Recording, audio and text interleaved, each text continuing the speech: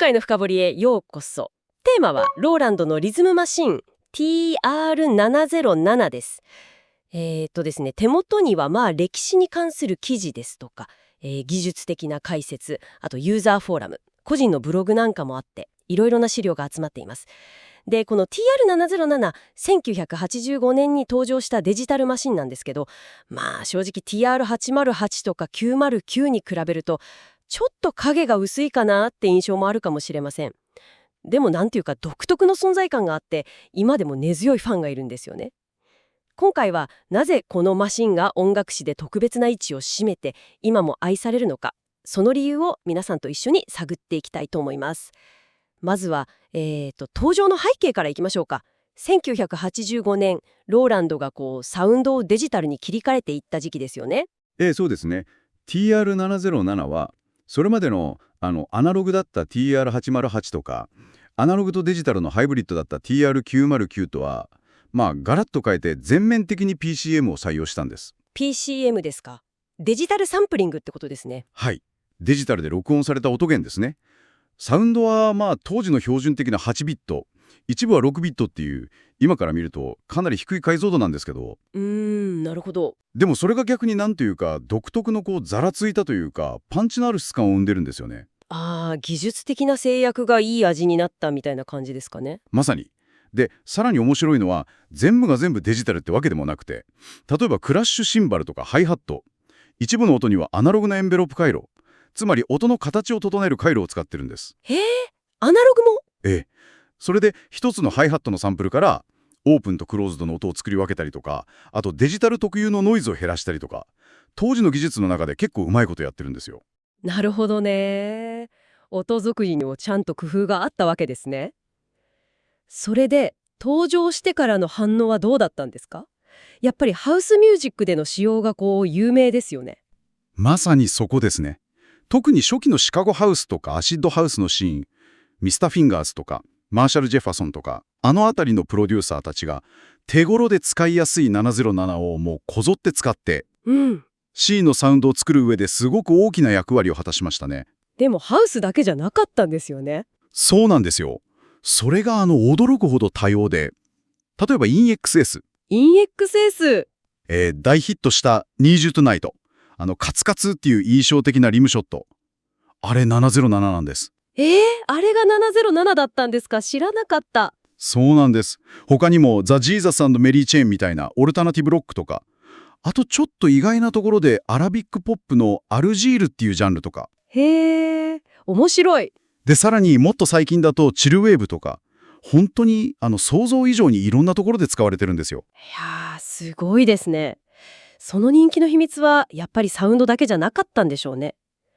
操作性、インターフェースはどうだったんですか？各楽器の音をいじるスライダーがずらーっと並んでるのが印象的でしたけど。あれは分かりやすいですよね。あとパターンを打ち込むステップシーケンサーも直感的で。それに加えてミディとかディーンシンク。他の機械と同期させるための端子ですね。あとトリガーアウト。これでアナログ申請を鳴らしたりもできる。そういう接続端子がしっかりしてたのも大きいと思います。システムに組み込みやすかったと。そうですね。で、やっぱり価格。808とか909に比べるとかなり手頃だった。これも特に予算が限られてるアンダーグラウンドなミュージシャンとかにはすごく魅力的だったはずです。なるほど。だから単なる音を出す箱っていうよりはもっと触って演奏する楽器みたいな感覚があったのかもしれないですね。まさにそういう声はフォーラムなんか見てると多いですね。楽器として楽しいって。そしてですね、ここからが TR707 のなんていうか物語として特に面白い部分だと思うんですが。と言いますと、実は本体には音色を細かく調整する機能がほとんどなかったんですよ。そうですね。チューニング、音程変えたりとか、リケイ、音の長さを変えたりとか基本的にはできない。その制限があったからこそ、逆にユーザーが自分で何とかしようって動き出した。そうなんです。いわゆるモディファイ、改造ですね。ピッチとかディケイをいじれるようにつまみを追加したりとか、あとはパッチベイっていう端子板を増設して、内部のデータをぐちゃぐちゃにして意図しないグリッチサウンドを出したりとか。うわー、すごい。果ては他のドラムマシンの音を入れられるようにロムを交換するキットまで出てきたり、サーキットベンダーズとか HKA デザインとか専門の改造業者まで現れたくらいですから。機能がないなら作っちゃえみたいな。すごい熱量ですね。ええ。で、このユーザー発の動きが巡り巡って後のローランド製品に影響を与えていくんですよ。メーカーに影響？はい。例えば最近の TR8S とかローランドクラウドっていうソフトウェア版の TR707 には公式にチューニングとかディケイの調整機能がついてるんです。さらにさっき言った改造みたいなグリッチエフェクトまで搭載されたりして。へー、それは面白いですね。ユーザーの工夫が本家に取り入れられたわけだ。そうなんです。こういう例って結構珍しいんじゃないかなと思いますね。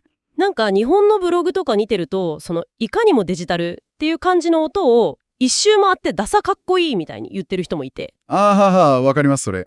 なんとなく、あと発売当時はまあこんなもんかって思ってたけど、何十年か経って ACB っていうローランドの新しい技術で再現された音とかを聞いて、あれ77って実はすっごく良くないって再発見したみたいな声もありましたね。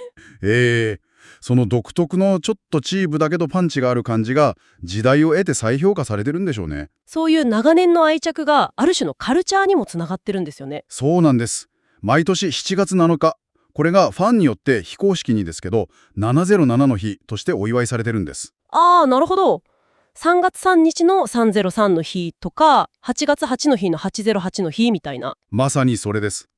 SNS なんかでハッシュタグ707でみたいなハッシュタグつけて自分の持っている707の写真とかそれで作った曲とかをアップしたりするんですよ。へえ、面白い文化ですね。